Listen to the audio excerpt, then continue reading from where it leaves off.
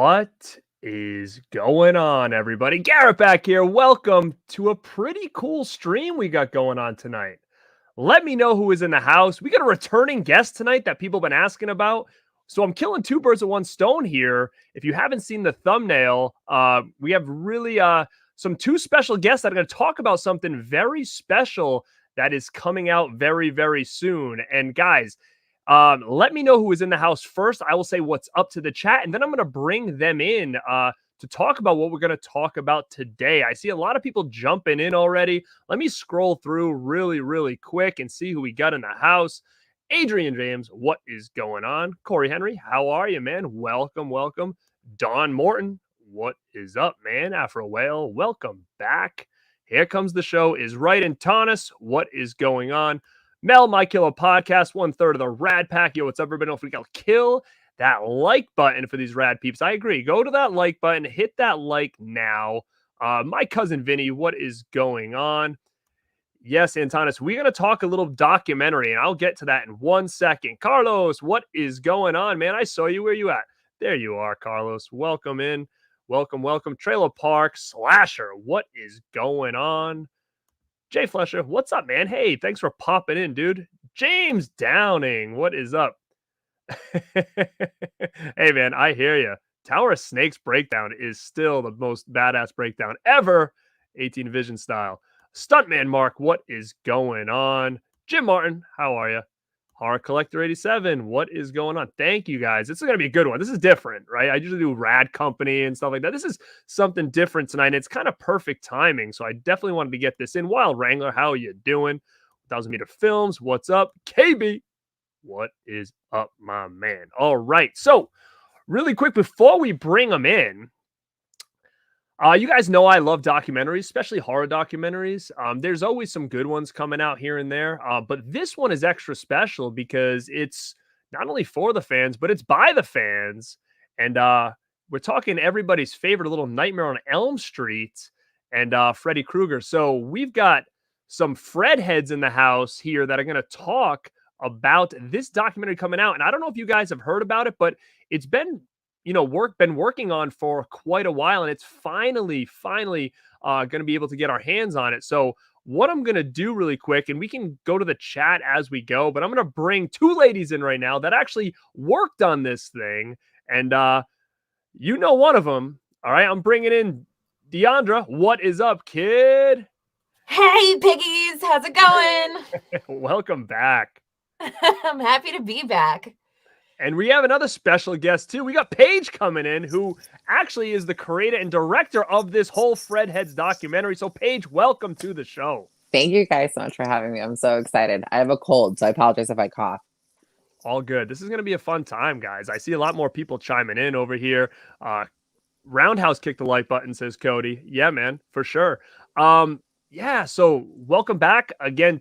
I killed a bunch of birds with one stone here today because the two big things that people keep asking me all the time is, number one, when is Diandra going to come back on the show? Well, she's here now. And number two is, dude, will you just put the Elm Street posters back up? And okay, fine, they're up now. So, I was able to use this stream to just get these two things out of the way now, because that's two things people ask me all the time. So Elm Street posters are up behind me and Diandra's here over on the side of me. So we got what we wanted, but gang, it's not about me. It's about them and this documentary coming out called Fred Heads. So really quick, and I see you mid-level media. What is up, man? Let's go to Paige, because I think you were the front runner of this whole thing, correct? Kind of. I feel like we were a group. I always like to say that I may have thrown the idea out there, but the rest of us together completed the documentary. Yeah, and so your relationship with Diandra, we had talked a little bit before we went on that you guys have known each other for quite a while, and both being huge Elm Street fans. I'll have you tell me now, and then I'm gonna ask Diandra and see if your guys' stories kind of match up. So how did you meet her, by the way? So Dee and I met in the Nightmare forums, which now it's called the Nightmare Companion. Back then it used to be called NightmareOnElmStreetFilms.com. And we were the only two girls in this entire forum. And she's a couple years younger than me. And I found out how young she was. And I was like, oh, no. I'm going to swoop you up. You're going to be like, I'm adopting you. You're my little sister now. We just clicked because we really both talked about Nancy all the time, and we just really loved Nancy, and we would dive into like the mythology of it, and we formed this like great friendship online, and then we met in person at a convention, and now she's stuck with me. So That's always cool how it works. And I was telling Paige earlier when she kind of brought that up is that I'm going to be going to Kansas City in April to meet the other two members of my Rad Pack podcast, and it's gonna be for the first time ever. We've never met each other in person, so it'll be pretty cool to go to a movie event like that and be together. So that's pretty cool that you guys were able to finally meet there. And I assume you guys didn't live close together, like in the sense of like how far did you guys travel to that destination? I mean, we lived like maybe like 9 hours away from each other, okay. And I think that's not close, No, it's not that close. And does her story kind of match yours, D, or what? My story is exactly the same. Nightmare Companion, the two girls, the two Nancy fans. Paige back then had blonde hair. I'll never forget it.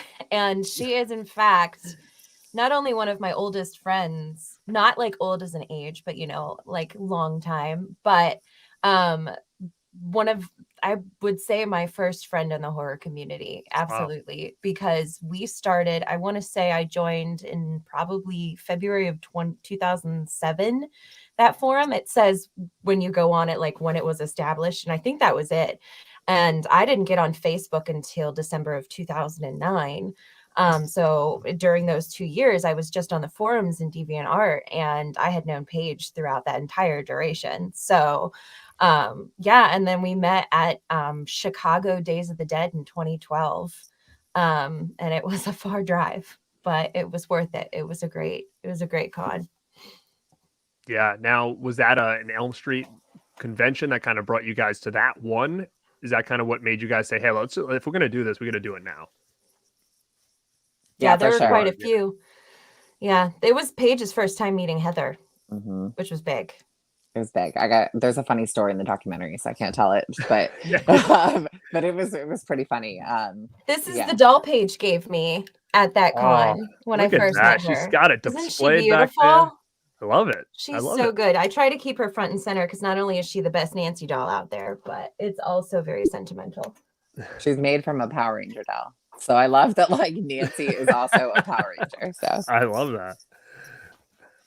Now what's interesting is, you guys became friends, and then, I don't know how many times maybe you've probably seen each other in person a lot more now, maybe working on this thing, but how did the idea get rolling here? What'd you say? She was in your wedding? She's in my wedding. So yeah. That is awesome. So and again, I know it wasn't just you two that really kind of worked on this thing, but it was a lot of women that were kind of front running this whole documentary, right? So which is pretty damn cool in itself. And I want to know the process of how did this idea come up, and then how did we kind of get things started? Because if I said, I want to do a documentary about the Lost Boys, like I wouldn't have no idea where to even start here, So how did this all come about? Was it just in discussions amongst you, and then who kind of pulled the trigger to be like, all right, here's what we got to do to get this thing actually become a thing? I think so. We made a film called Don't Fall Asleep, and it's a fan film. And we were really excited. It's Dee stars in it. She plays Nancy between 1 YouTube, and 3. Right? Yeah, it's on YouTube. Oh, you saw it? Okay, cool. That makes me feel really good. So we saw it. Dee, look at these. But anyway, so we made this film. And afterwards we were like premiering it, and we were like hearing all these stories and stuff like that about like how like A Nightmare on Elm Street like has like changed our lives, because we were now hanging out more at conventions with like other people, and we were hearing different stories. And I had watched like a fandom documentary on another fan that's like not horror related at all. And I remember saying to Dee and Kim and Anthony, I was like, why do we not have a documentary? Like, why does A Nightmare on Elm Street not have one? And in the Never Sleep Again documentary, they like casually mentioned this term, calling us all Fred heads. And it was like, that's it. Like, we're Fred heads. Like, why does Fred heads not have a documentary? And so we all kind of like jokingly were like, yeah, let's do this. And then we took a trip together, and it was on that trip that we were like, no, let's do this for real. Like, let's really do this. And then together as a team, we formed a company, And that weekend, we said, this is what we're going to do. And we shot our first interview. We shot just our first of like little footage just to have some fun B-roll. And that's how I feel like it kind of started, right, Dee? Yeah, that was exactly it. I would say we were talking about it, and then it was man, I'm like remembering these dates. I think it might have been like March 2017, maybe. Maybe that was it. I don't know. I could be wrong, but it was definitely like very, very early on. I mean, we really did go from like joking about making it real to like putting it into action extremely quickly. Yeah. So, Wow. yeah. Now I was reading on it. Now you have a lot of things where you interview other Nightmare on Elm Street fans, right? And it even said that you guys had to do some traveling to meet different fans and stuff like that, or some of you did. Now, tell me a little bit about that, and how far did you have to go to find these people? Where did you find these people? So we opened submissions. That was like one of the first things that we did. We did like a round table once we decided we were doing the project. Me, Diandra, and Kim before Crystal came on, and so the project is produced by 4 women. So it's produced by myself, Kim Gunzinger, Diandra Lazor, and Crystal Van Etten. And so before Crystal came on, it was me, Dee, and Kim, and we were kind of like talking about what is it that we want to do for the documentary. And we knew that like we would have to travel. We knew we'd have to go to different conventions, but we also wanted like fans around the world to be featured. We wanted fans who are like in Ireland or Australia, and they connect to this because we know how global Freddy Krueger is, right? Mm. And so we decided to open submissions. And then when we opened submissions, that kind of guided our story a little bit. And so we chose conventions from there. Like, okay, we know the Nightmare stars, the Nightmare 3 stars are going to be at this one, or the Nightmare 4 stars are going to be at this one. A lot of people talk about the Nightmare on Elm Street 4 stars. So let's go here and film with them and film the fan interactions there and get fan stories there. And so in total, I think we traveled to like 9 conventions, between 7 and 9. There were so many and we don't feature them all because there's just too many to feature. So I think like between like 7 and 9, and not all of us filmed together. Like Dee went to Days of the Dead and like filmed all of this footage, like her and her team. Like we ran different teams. It was really cool. That is cool. Yeah, we went to Texas. We went to the New England states for Chiller Theater. We went to, oh my gosh, Days of the Dead in North Carolina, like down in Charlotte. And then individually we like went over to California. Then we had some in the Midwest. So it was very much all over the United States. That's crazy. Now, let me ask you this. Now, on this documentary, not only is there fans, is there any interacting with the cast members from any of the movies on this documentary? Okay, it seems like okay. Now, let me ask you this too: is like if you guys go into let's just say Diandra's and her team or whatever are at the convention, and she's got what, a camera crew or a phone, or how are you filming this? Number one, and number two, is it just because it was lucky at that time? Because like nowadays, I feel like you wouldn't be able to do much of anything like that unless you're like, how did you get clearance to be like, hey, or did you just ask, hey, we're running the thing, can we interview you? Because I just feel like now things are just so different that they were in 2019 that nobody's going to let anybody near anybody, maybe like it was back then. So how did you get these exclusive like interviews or with the celebrities, I would say? I would say that it would probably be, first of all, us knowing them pretty well. And so when we knew that they would be at a convention, we'd go up and we'd say, hey, we'd tell them about Fredheads, or we told them about it before, and we asked them if we could interview them, and we kind of just did it at the table. But we did have boom mics, cameras, different kind of microphones. And then sometimes, I mean, there is like I think we joked like Diandra cam when I had just like my iPhone from time to time. I know at least a couple of moments. There's a part in the introduction, a couple of those parts. And then I know that there's one at the end of the documentary that is for sure filmed on my iPhone. Yeah, there's a bunch of stuff actually filmed on my iPhone. So it was very, we worked with what we had, but we did have a lot of cameras and especially the sit down interview for all of us. But Paige knows more about the logistics of that. I just know from kind of being behind the scenes with some of those things? You know, we filmed all different kinds of scenes, right? So like we filmed at different conventions, and we had like a cinematographer at one of them. We had a main convention which was Horror Hound, and we like built like a prop for people to come, you know, interact with, and we had a Freddy there, and Diandra had like Fangoria there, and they were like following her around in her costumes, and it was a huge thing. It was like a Wow. huge event. So we had a cinematographer come for that, and that was the same cinematographer that did our round table. And so throughout the documentary, we have a narration where it's the five of us, the five friends, sitting at a breakfast table and just talking about the documentary and our stories, and just narrating through it. And so he came and filmed that. But like logistically, like filming at conventions ourselves, we did rely on like iPhones. You know, we relied on iPhones. A lot of us have like higher quality cameras with like gimbals as well too. So we did that. We did Scarefest as with the Nightmare Forecast, and we had reached out to them prior, and a lot of them had already known through like other people in the Nightmare community who were talking about it. Like Diandra and I connected with Toy Newkirk, and she was like, yes, I'll give you anything you want to do. We'll do an interview. Of course. I'd love to talk about it. And so through them talking about it with all of them, they're like, oh yeah, I've heard about this. Like, okay, awesome. Whatever it is that you want. They've all have been so incredibly like gracious to us, and have been so welcoming and giving of their time. And when they don't have to, because that's time away from them making money on the floor, you know? And so they have all because they want the fans to know how much they mean to them. And so at Scarefest, like we had like cameras and tripods and boom mics and all of that stuff set up just specifically for their interview. And then with the fan submissions, we had like a confessional. And so they'd come up to the confessional, and we had a sound guy and a camera operator running cameras and sounds and getting the fan stories. And so we really got like a ton of footage, but a lot of the fun stuff is on iPhones because it's just traveling and it's in the spur of the moment. And those are those fun little bits that it's like, oh my God, those funny moments. Someone pulled out a cell phone here and filmed it. And, you know.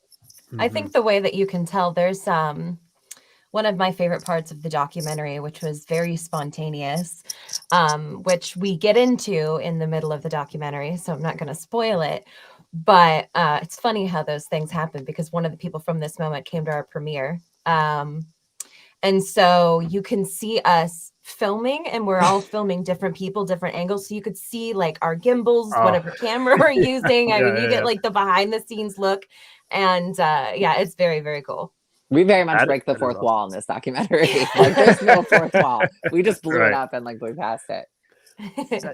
That's so cool. And I mean, as far as like I said before, I mean, are we just paying for a convention ticket, walking in with like all this equipment and just going at it, or are you guys getting clearance? Like, hey, we're coming. Like, can we get like a press pass or a vendor? Yeah, I've got media passes. Okay, so we got some of us had got media passes for some conventions that were like early on in the beginning. We got media passes, and then when we wanted to work exclusively with a convention, we were reaching out to them and saying like, hey, this is what we want to do. In order for us to do this, you have to post these signs on your doors and on your website stating that there's a documentary filming, and that entering gives you up the right to any, you know, pass to you're filming. Be aware that you're filming. And so those are the conventions that we used in the documentary, because early on we realized like, okay, we have to have their permission. And so they worked with us, and they were so great. Like Horror Hound let us be like kids in a playground. They were like, have at it. They're like, go anywhere you want, go into any room you want, film anybody you want. You're good as long as you stay out of the way. Like that was our thing. It's like we were like, we will stay out of the way. We're not going to hinder any lines. We're not going to interview anybody while they have a super line. Texas Frightmare was that way too. Lloyd Kaufman at Texas Frightmare was amazing. Monster Mania, Days of the Dead, you know. Chillerfest, they all were so great. They all were so giving of their time as well too, because to us it's just showing the community, you know, it's showing what they have essentially built, and it's just one big promotional thing for them, because it's just fun and love, and it's like a safe space for all of us. So everyone's on board, because it's just going to make everybody look good, you know. Right. Yeah. That's awesome. I mean, it's just just the way that you guys kind of had to divide and conquer, right? Like I'm sure because you all lived in different spots, you were probably like, okay, you got to go here. This is who we need you to try to film. Okay, I'll go to this one. Now, did anybody end up, and maybe my time frame is off on this, but that convention where Robert did the Freddy makeup, I don't know what was that Horror Hound where he like dressed up in the makeup and did like photo ops, because that must have been a pretty big convention then, because that was like his supposedly last time in the makeup, right? I think that was prior to us filming, right? I Yeah, think that was a year Oh, it prior. was? That was, I Okay. think it was a there was quite year a few. prior to us filming. I can't remember which one it was. I know it was some. I know it was Oh, I one in know. Chicago. I know. I don't want to say. You and I know. Were you This- guys This there? was the learning convention, Yes, it very was. much so. Make sure to get things in writing. I will say for letters of people, you could talk to people all you want, but like, you know, Yeah. you never know what to expect when making a documentary. I think that's one of the biggest takeaways from making this documentary Yep. is what you think it's going to be in the beginning, it doesn't end up being. And Mhm. you know, Paige, because not only did she create and direct this, she was also the editor. So she was putting in the 14-hour days with Kim to look through all the footage and come up with the story and figure out what that story had to be, because you know you just have like these basic questions and idea, but you have to like make it flow and make it go together with like inserts and things like that. And yeah, when you're filming at conventions, some people are really great, some people are hard to work with, and some people Mhm. change their minds, and you just want to make sure whatever you Midway. do, whenever you do it, get it in writing. Yes, that was a Amen. hard lesson. That was a very hard lesson, D. Mm. Mm. So we went Thought to we a were gonna die. convention and yeah. I land on it from a plane and getting a phone call. It was an interesting convention. But from that we learned everything will be in writing moving forward. And that was all of our faults. We were all young and green and hadn't really done this before. And when we announced and launched, we had such great support from everybody in the community. And when you go to do these things and they realize like, oh, these people are serious, they're not kids, because we often in the beginning got referred to as kids, like these kids know this, or these kids are doing this, or these kids are great. And it's like, we're not kids, we're full blown adults, and we know what we're doing. And so when you go to these things, sometimes people then are like, oh, they're doing something for real, and then they no longer agree with it because it might compete with something they're doing. And so we got shut down halfway through filming at a certain convention. And we learned from that not everybody is your friend and you can't trust everybody. And so from that, we were like, moving forward, these are the rules. This is what we're implementing. So now is any of that footage that was there got to be gone? You can't use Not any one of it. drop. Not one drop. Well, no. Hold on. I did.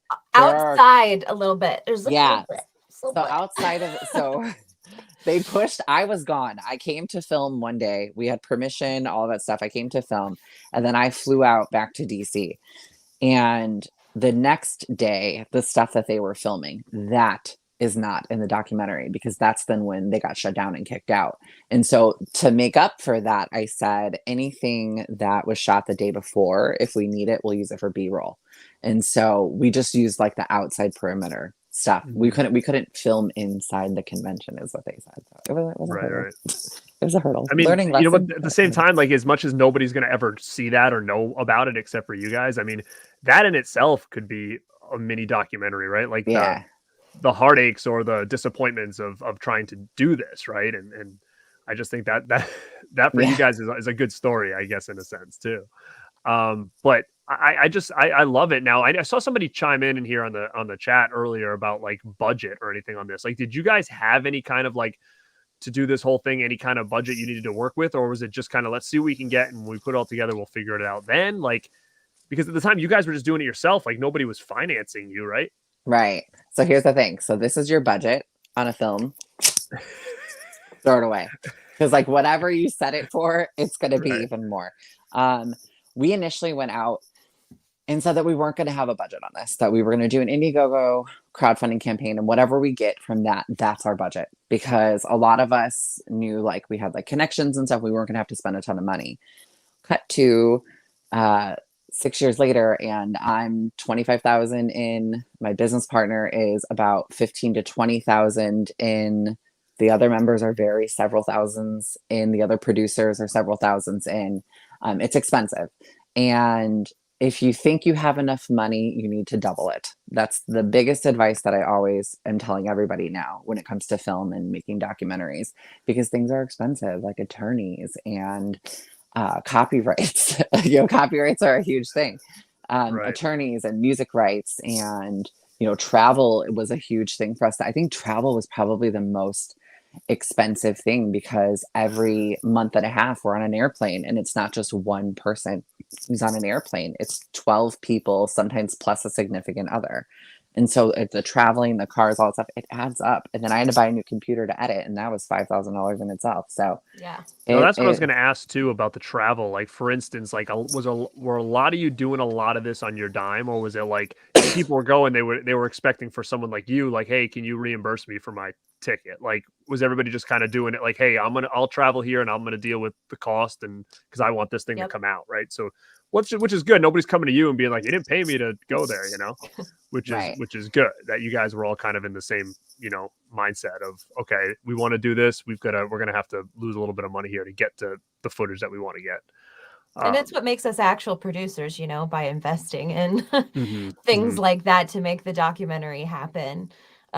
You gotta spend money. And the plus is that, we got to see each other, we got to work on this project, we got to travel to these places that we've had on our, like Chiller Theater was on my bucket list, Texas Frightmare was absolutely on many of our bucket lists.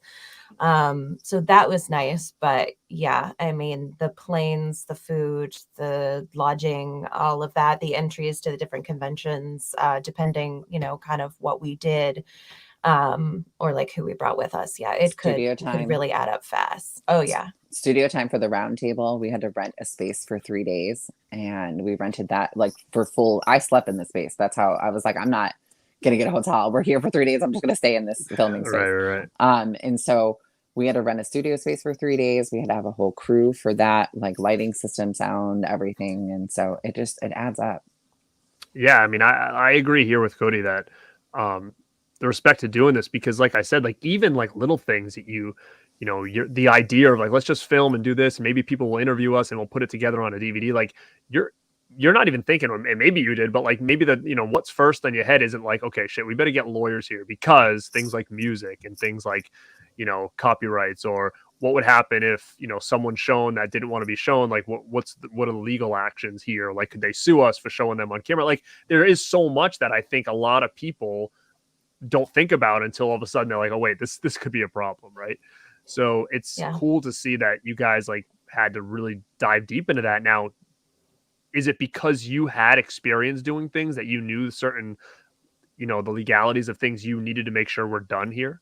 Or was it just like, how did you know, like, okay, we got to get a lawyer and we got to tell them what we're doing and we got to figure out what we can and can't do here?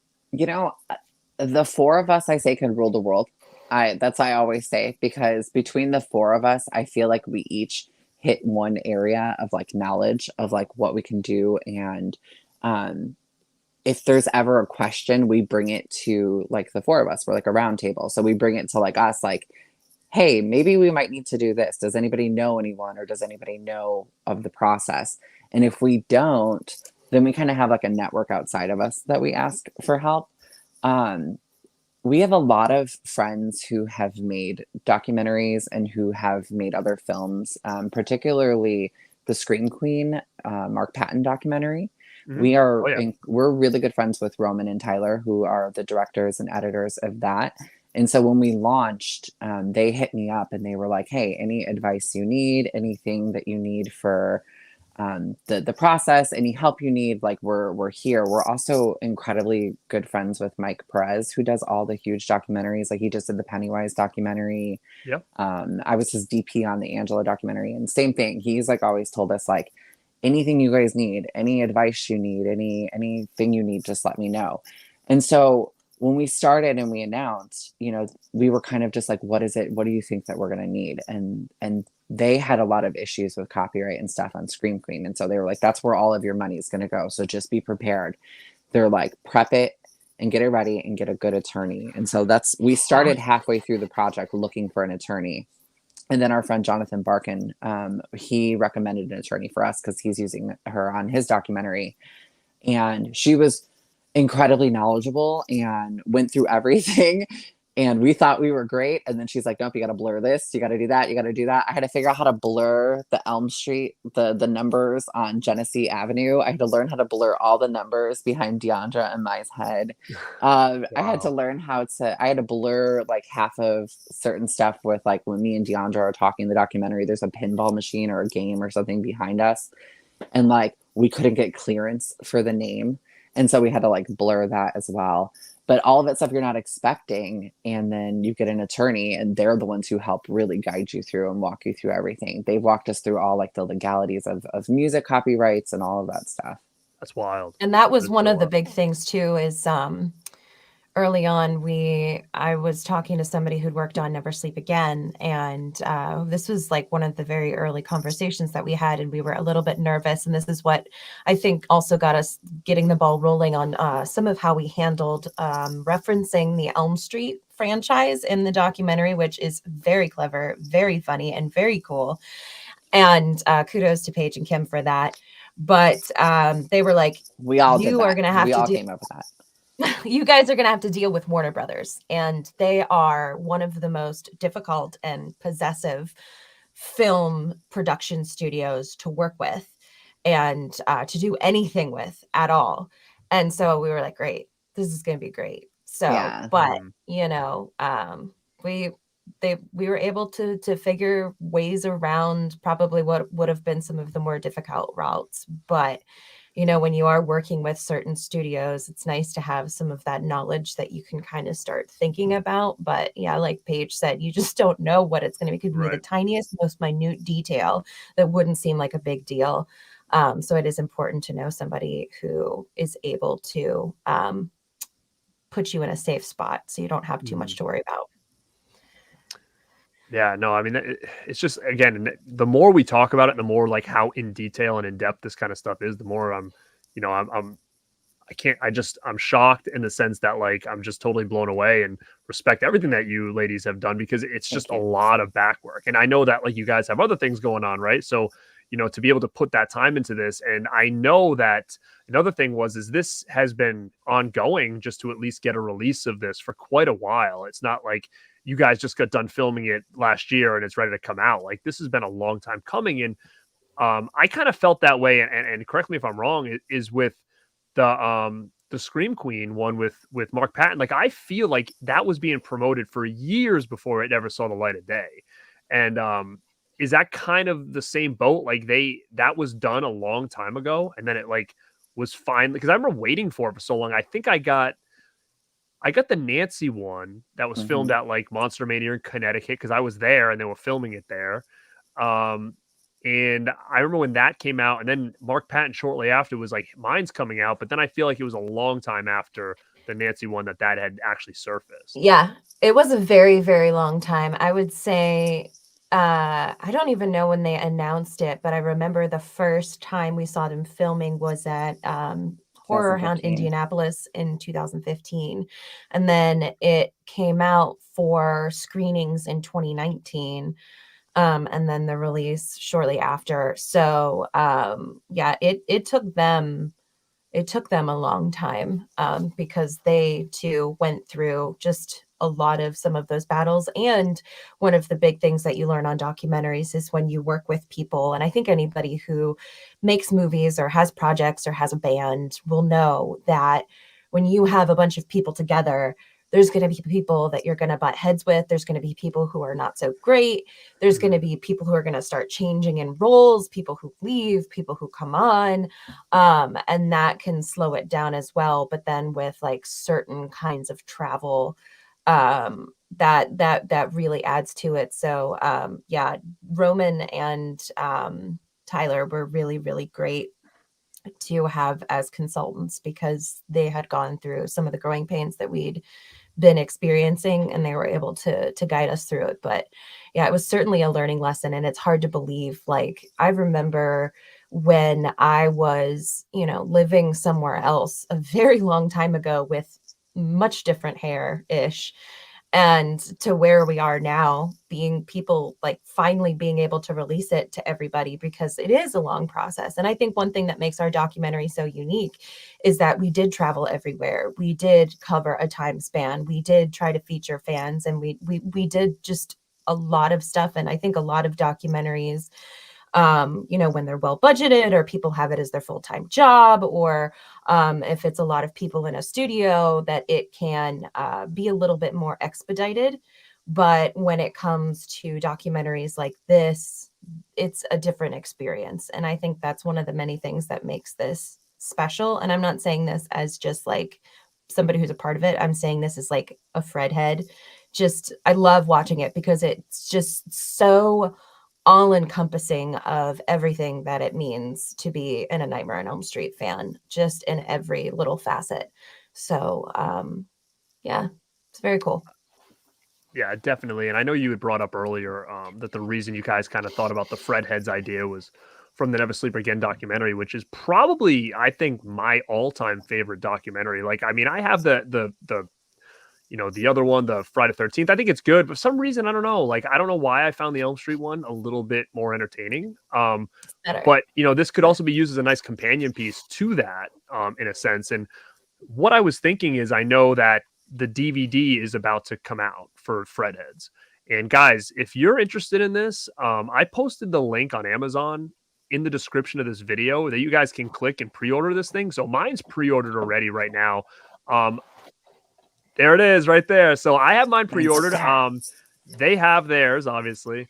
Paige says it should be, we should be receiving it. When do you think? Like mid-month, you're thinking? So the way that they said the pre-orders work for Amazon is that you should get it on Valentine's Day or the day after Valentine's Day if you have Prime. If you don't have Prime, I'm not sure how it ships, but if you have Prime, you should have it on Valentine's Day or the day after. Yeah, I if you're a big fan of documentaries, especially like for the fans, like I was all over this as soon as I found out a pre-order. As soon as I saw the link that this thing was up, I'm adding it to my documentary collection. And you know what's interesting is that I did the same thing for the Scream Queen. So I have that original DVD edition. And I know both of you are also collectors and physical media fans. And we had talked about it a little bit earlier, Paige, that you have a big physical media collection. You're still collecting and whatnot. Yeah, you can see all that there.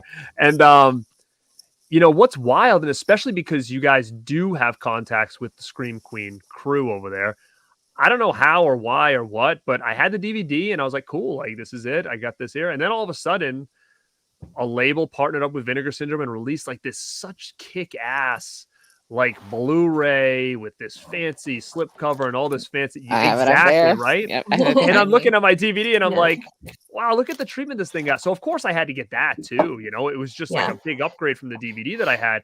Now, like I would, if I were you, I'd try to follow in that road, be like, how do we get this to become that? Because that's just unreal of like a documentary, right? Like in my head as a collector, I'm thinking, what road did they take to go from here's the documentary, everybody, to 2 years later or whatever, that thing come out, and it's just like a beast, right?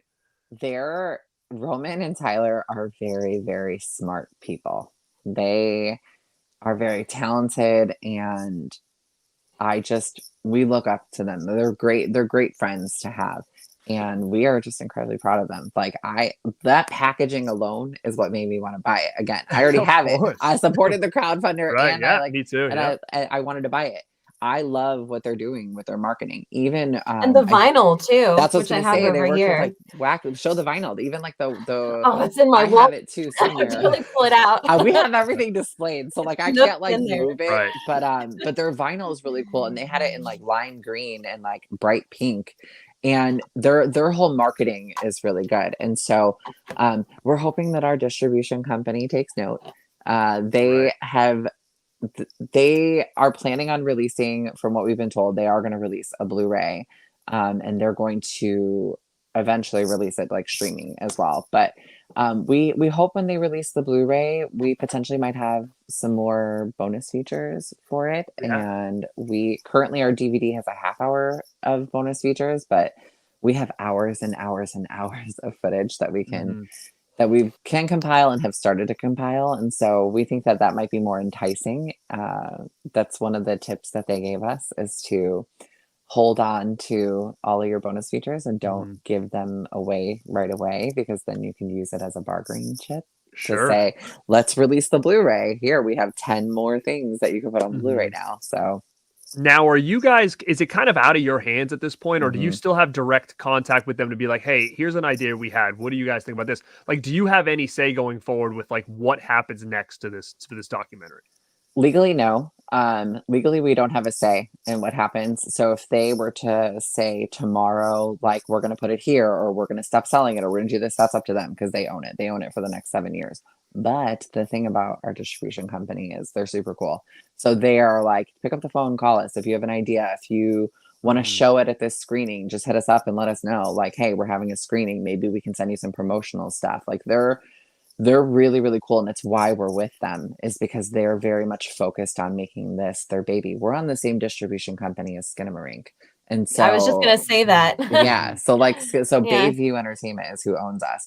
And so you saw what they did with Skinamarink, like the care and effort that they put in all of their projects. And so like, we've had multiple phone calls and conversations with like the president of the company, who has just called us and said, hey, this is what we're doing. I'm excited. Are you excited? Like, so they're really great. We do have a lot of input, but legally, like, none of those decisions are ours anymore.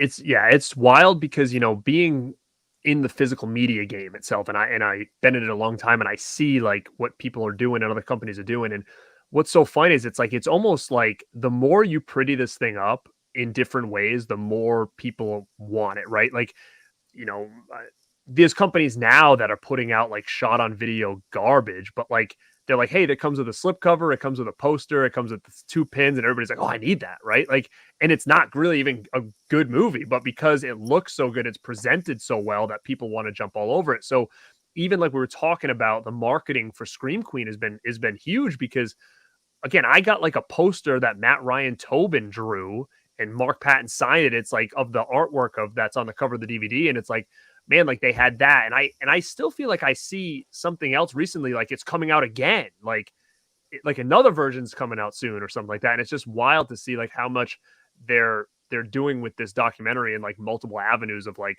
here's a limited edition poster, from this big artist, here's this. And, I just don't know if sky's the limit if you just know the right people, or at this point it's kind of like, it's whatever they want to do. Right. I think a lot of those decisions, I think, are also made on their distribution company. I can't speak to their distribution deal because I'm not them, but I do know a lot of stuff behind the scenes. And so I think a lot of that it's them as well. They're like I said, they're incredibly creative and smart when it comes to that. And so for us, we're hopeful, and we have been things have been mentioned that they're going to do some things for us as well. We think that imagery is so important as well. Like, that was a huge thing for us when we've been approached by several distribution companies. Before we even showed the documentary, we had been approached by several distribution companies. And the big thing and focus for us is that, like, the 4 of us are so creative, and like we have created in unison vision in this documentary and with our branding. And we have made sure that like our fans and Fred heads recognize like what it is that we're putting out. And that's very much on brand for us. And so when shopping, with the distribution companies and they were pitching us, the number one thing is that we had to have creative control and in charge of key art. Because for us, we didn't want somebody to come in and like slap an image of like Diandra or slap an image of like Jeremy on like the cover of a box, because they're the main stars of it, right? So like we didn't want somebody to just be like, oh, that's going to be the image you're going to see. We're like, no, like neon is our thing, retro, vintage, 80s. We had this amazing poster art done by Steve Rice. He is like this most amazing artist, and he will, as long as he will have me, he will do every poster for every film that we do. Yeah, right there. So like, so he did this artwork, and for the Indiegogo campaign, we turned it into like a VHS where like the VHS is sliding out of it. And we did that for our Indiegogo campaign, and our premiere, we like gave those posters out, and that imaging people are really gravitating towards too. So for us, it was like, this has to be the image for it. And so now with their discussing things and future things, they're telling us ideas and stuff, and we're kind of giving them some ideas as well. And so we're hoping that they comb together a package like how Scream Queen has. I Right. think it's so cool. I love their branding. I love the claw marks over it. I love the pink slipcover. Oh, Like the pink is so it's just- electric. it's so great. So And, like, unique. it's so beautiful Right. on my shelf. Like it just looks so good up there. It's like displayed with little Freddy. Like it's beautiful. So I Yeah. love what they're doing. We're hopeful that that's what will happen for us as well. Yeah, I mean it's really cool that they were able to kind of get that done that way, and like you said, it just looks so great. And it's got the slashes in it. You can kind of see the DVD under the Blu-ray underneath and stuff. It's just done really, really well. And I'm not sure if that's even still available anymore. It might already be come and gone at this point. I'm not sure.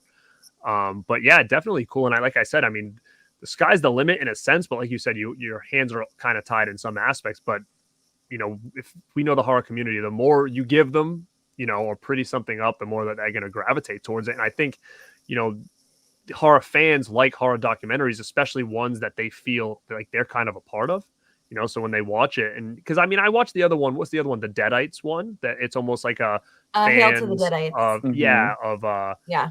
of Evil Dead, right? So I've seen that one as well. And I don't know if it's kind of a similar style or whatever that you guys did, but did you actually like, is it just your guys' journey, or did you have to kind of create a storyline in thing that kind of travels throughout the documentary? Like, what did you have to do to kind of thread all this together than just have it just be like, hey, it's fans meeting other fans? Like, is there like a underlining storyline here that you guys are trying to run? We can't. Yeah. We don't want to talk about this. They have No. We can. Okay, We can. let's go. So there's a couple things. So filming wise, we filmed like 4 dinner scenes. And when we first initially We did. Oh my gosh. Oh my gosh. It was such a disaster. That it was a first disaster. one. So we had all this great footage and we're like, how do we tie this together? Like, what is the narration? Are we gonna have somebody narrating over it and like talking? Like, how do we connect everybody's story? Right. And so we came up with a brilliant idea. We said, you know what?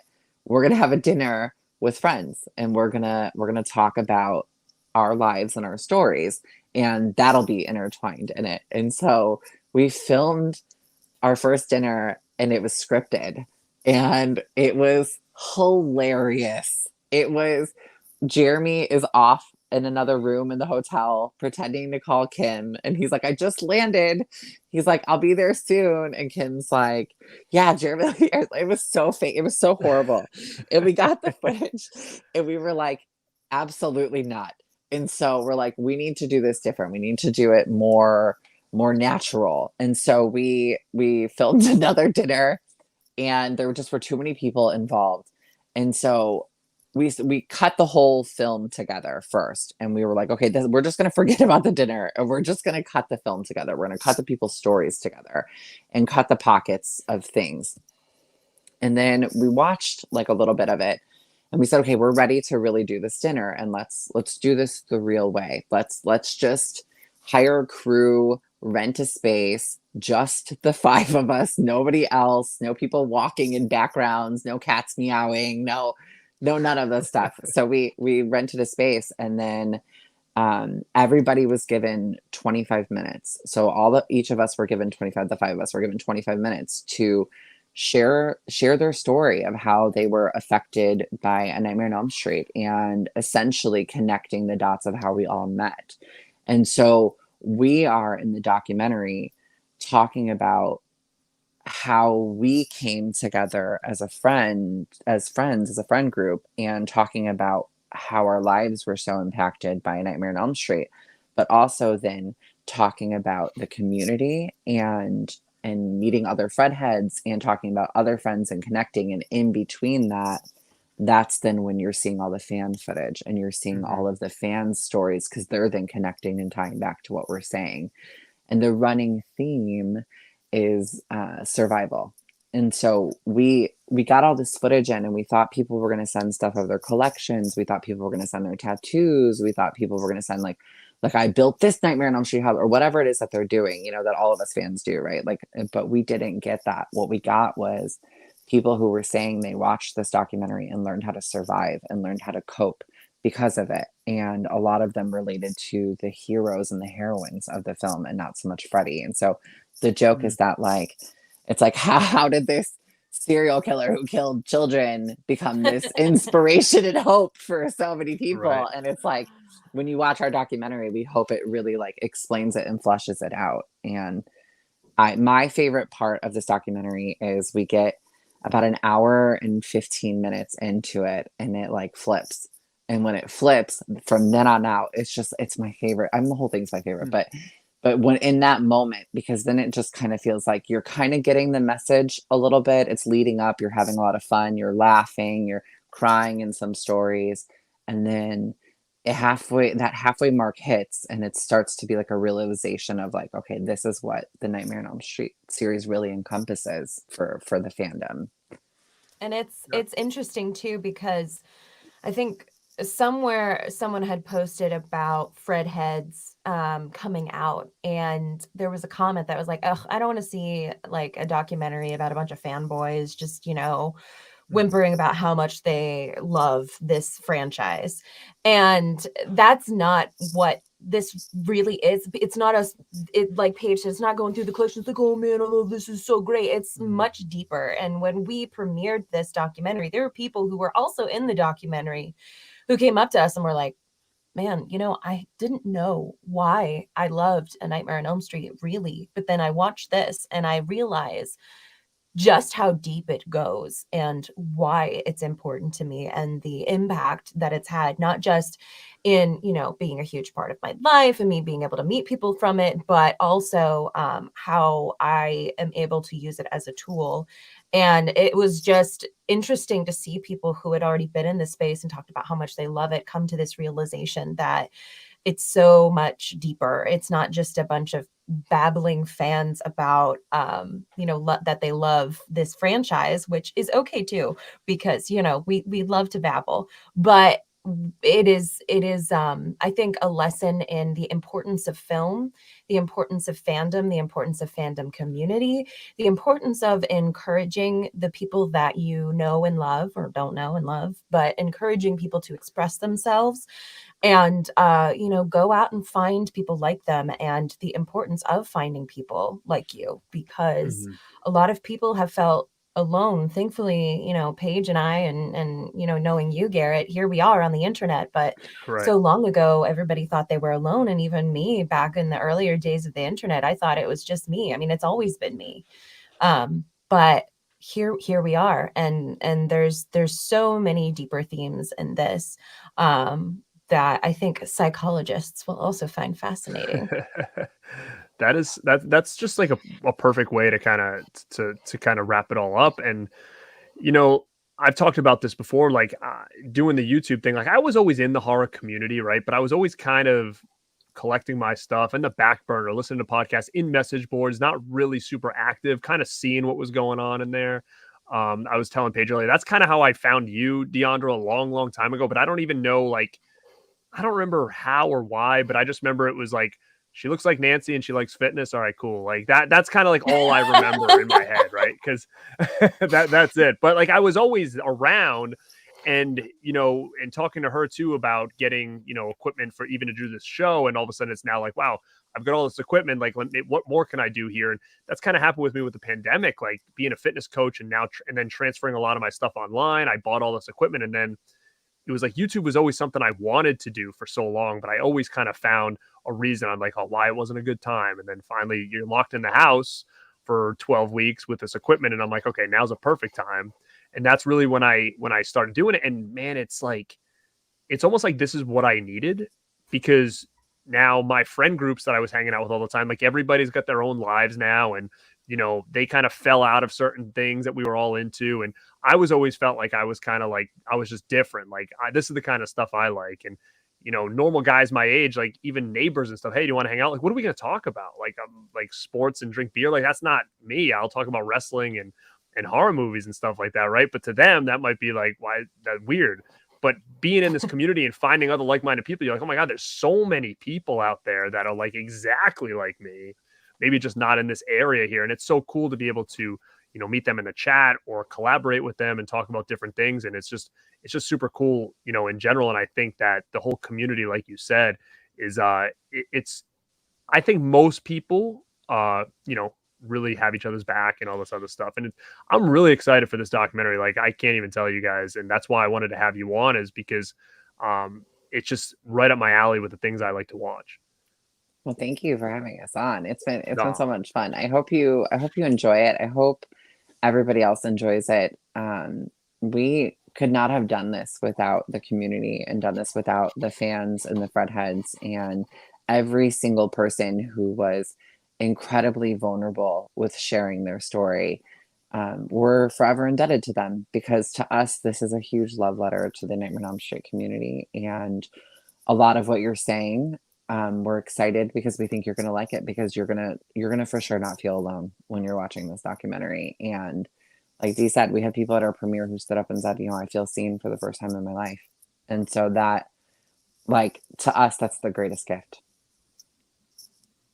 Yeah, I think it's great. Now, we were talking a little bit before we sign off on this about physical media and stuff. And of course I have to ask you guys this, because you probably get it every time you're on something. What are your thoughts here about the next box set, Blu-ray, 4K, Elm Street? Like, where are we at this? Does anybody have any information here about like what is going on here? Because again, there's an anniversary coming up, so then it's like, are we all now waiting another year for this? Like, are they going to try to match it, or like, I don't know. It's crazy, and I'm just curious to know, being kind of in the know when it comes to Elm Street stuff. Like, do you guys know anything right now that you can talk about? You're both kind of smirking, so I'm assuming there is some kind of talks. It's just where, right? Like, where, who, why, how long, Put it this way, are we waiting a while? Are we waiting longer than I think, or are we closer than we think?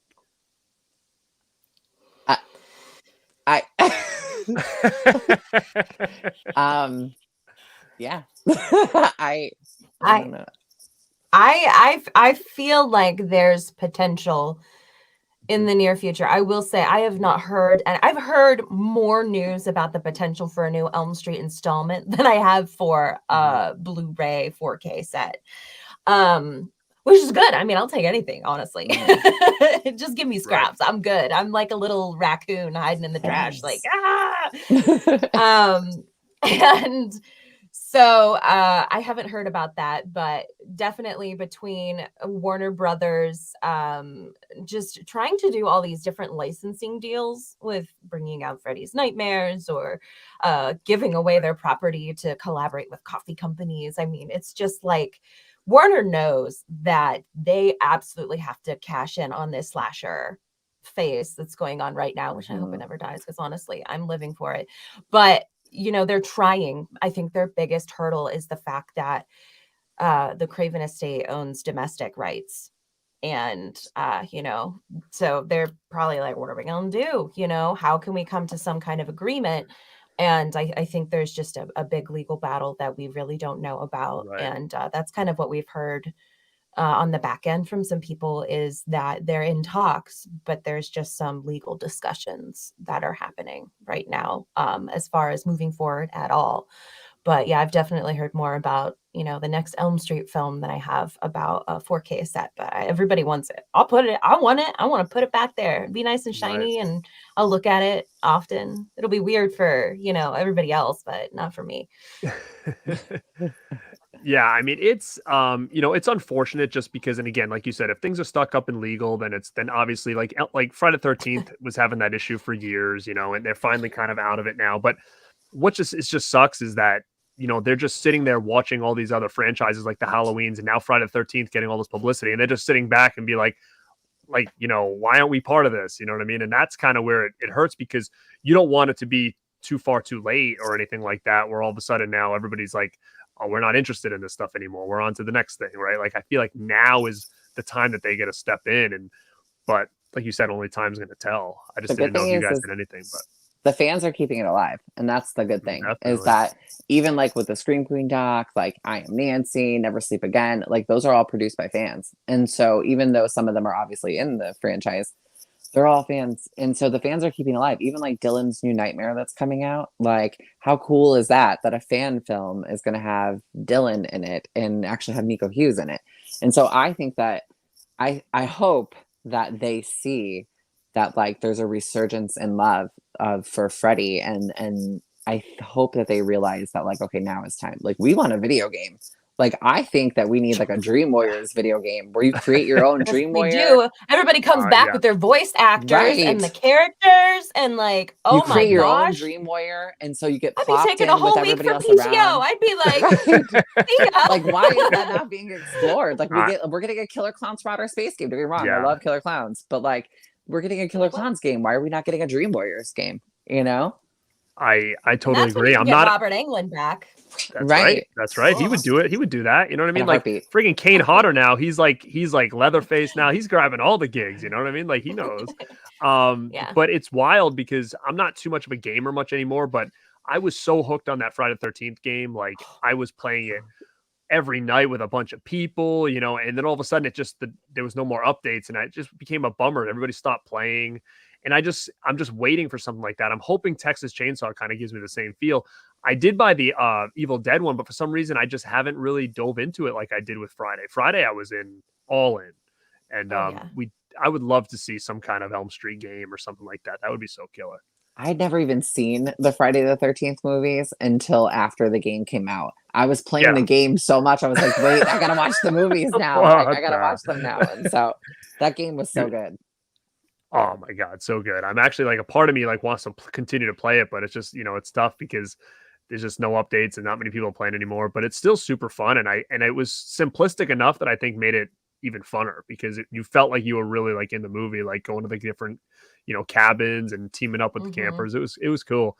The different basins. Much fun. Yeah, so much fun. We didn't get, there's still a couple we didn't get. So it sucks that they got caught up in legal and that game never kind of went as far as it could have, but guys, before we sign off here, is there anything else that you want to say? Like, anybody in the chat, if you want to ask questions, like, now's your time. We'll stay on a little bit and you guys can ask away. But why don't we do this while the chat's coming in is let us know where the chat can find you both. So any social medias that you're currently using, YouTube channels, let them know where they can locate you guys. You can find me on TikTok and Instagram at The Final Girl with a U, not an I, 13. So The Final Girl 13. Girl. And those are my socials. Those are the only two that I really ever use. And you can find me anywhere as Sassy Sledgehammer. And you can find Fredheads on Instagram, TikTok, Facebook, and Twitter at FredheadsDoc. Hashtag FredheadsDoc. Available on Amazon for pre-order. Comes out February 14th.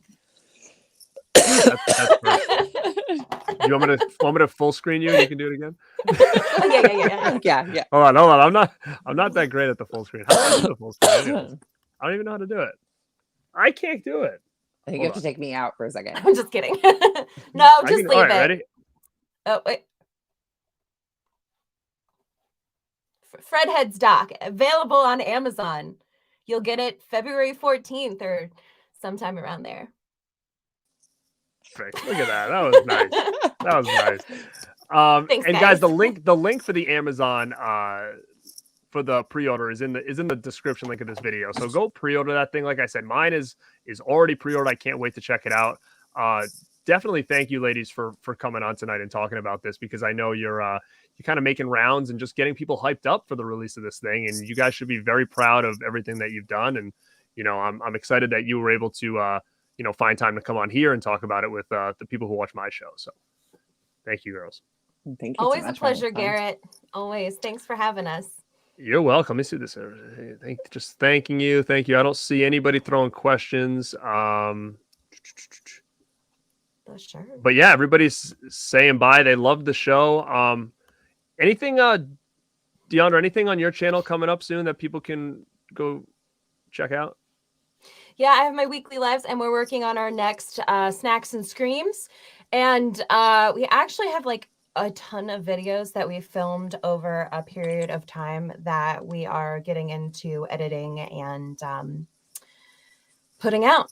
Just have to record some voiceovers and get them together. But we've got our little video schedule, and it's going to be. I'm very excited about the couple of videos that I can think of off the top of my head.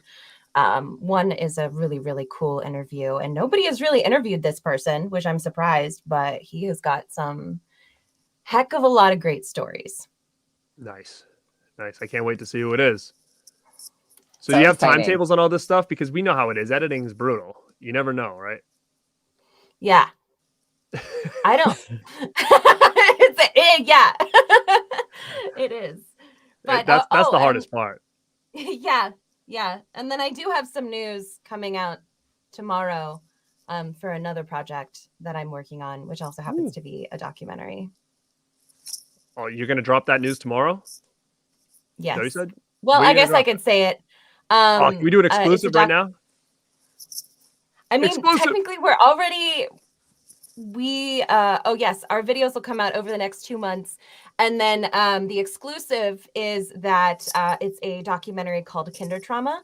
And it is about things that have traumatized us since we were kids, featuring a lot of people that have given us those nightmares. And they share some of their own nightmares growing up. And it is made by a lot of the same people that have made some of the documentaries on Shudder. So that's and exciting. Diandra's helming it. It's Diandra's project. I'm so I'm proud the director. of her. She's the director. That's so cool, kid. That's awesome. Yeah, I'm very. Congrats. It's very nerve-wracking. I keep being like, Paige, I gotta ask you things. Wow, I'm that so is proud awesome. of her.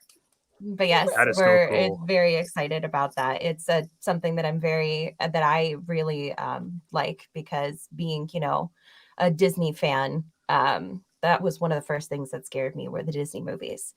And of course, a lot of people saw a lot of horror movies when they were younger, and it just so happened that they grew up to obsess over them. And that is super cool. So thank you. Awesome. And that more info on that tomorrow.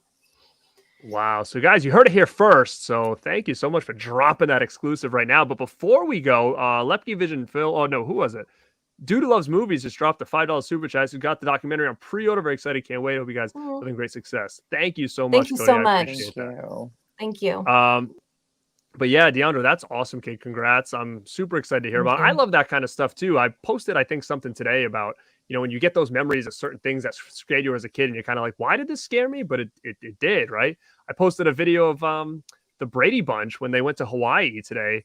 And when that tarantula was crawling on that bed, that freaking gave me nightmares for like weeks as a kid. I sent that to our team and was like, share this. Oh, that's so funny. Because like I was telling her earlier, she asked if I had TikTok, and I was like, I do, but like a lot of the stuff that I post is mostly like, memories of like things that I maybe thought, certain music or commercials or something that I thought was funny or whatever. And then you put it out there to the world and you're like, oh wow, other people kind of think the same way. And you know what else is wild is something else I remember having nightmares about for a long time as a kid. And it's so funny because watching horror movies, that never really did it. Something like Brady Bunch with the tarantula, that did it. And the movie La Bamba, when that guy got in a plane crash, I was like petrified. I couldn't sleep. I'm like, I never want to get a plane ever again. I was like a little kid.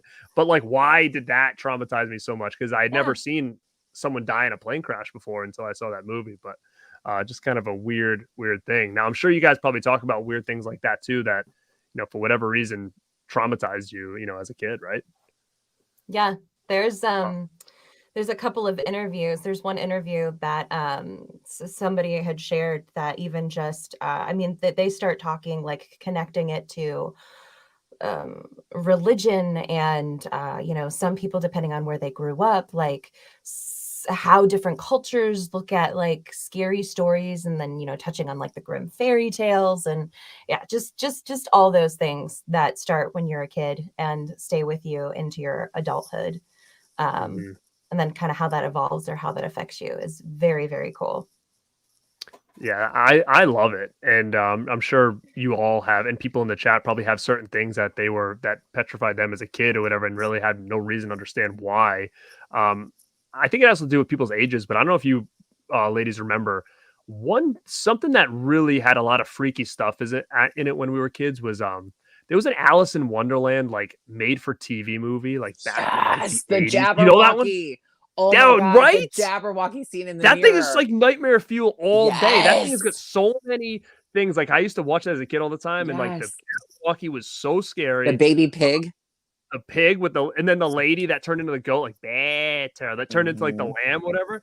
it was wild. Like if you can find that, it does have a DVD. That is like one of the scariest, but it's fun at the same time. It's like all-star cast, but it has some really creepy stuff in it that when we were It's called kids, Through the Looking Glass. Through the Looking Glass, Alice's oh my Adventures. God, I can't It's believe you remember so that. good. It's The so good. It's Jabberwocky. so scary. The Jabberwocky is It- insane. so scary. And like when I saw that, I was probably, I don't know, 5 maybe Yeah, or me something, you too. know? Yeah. That's so funny. It was marketed Uh, towards us too. Like it was marketed towards kids because it was like I think it was a TV movie, and Yes. like all these kids watched it, and like all these like 80s babies and 90s kids got like tortured because we all saw the Jabberwocky scene. And you know, It you was hear Alice in scary. Wonderland and you think of, like the Disney one, and there was no Jabberwocky in that. And all of a sudden you're watching this No. thing, and you're like, what is this? Like, where did this Horrifying. thing come from? Yeah. See, that's Yeah, so one funny. of You a guys should lot all of look that mine up. were like ABC Family back when they had like the 13 nights of Halloween. I mean, they had like the 31 days of Halloween, and now it's just Hocus Pocus 25 times. Mhm. But they had a couple movies like When Good Ghouls Go Bad, and just that this and it had Christopher Lloyd in it, and just this little ghoul, and this kid who was dead, and his eyes glowed, and I just thought about it constantly when I was a kid. And then like they had The Hollow with Kaylee Cuoco and oh gosh, what is Nick Carter from the Backstreet Boys Mhm. was in it, and that was just like, you know, free out there for everybody to watch, and it was just like so gory, just cutting people's heads off on just like syndicated television. And I just remember sitting on my parents' floor, and I was super young, and I was like, I'm terrified. And it's to this day the guillotine and anything that, you know, will chop somebody's head off freaks me out because of that. So yeah, Oh, I'm we got to definitely see a lot. intrigued by this documentary that you're doing, because I love all that kind of stuff, and to find out what you know people are really afraid of. And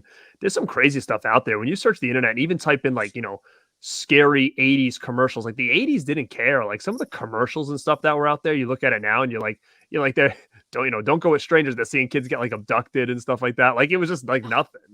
There was like this one commercial back in the day about AIDS that I remember. It's like been embedded in my brain forever. You just see a guy with like sores like laying on a table, and it's like, and they talked about that, and you're like, oh my God, like that thing was just like, it was nightmare fuel all day.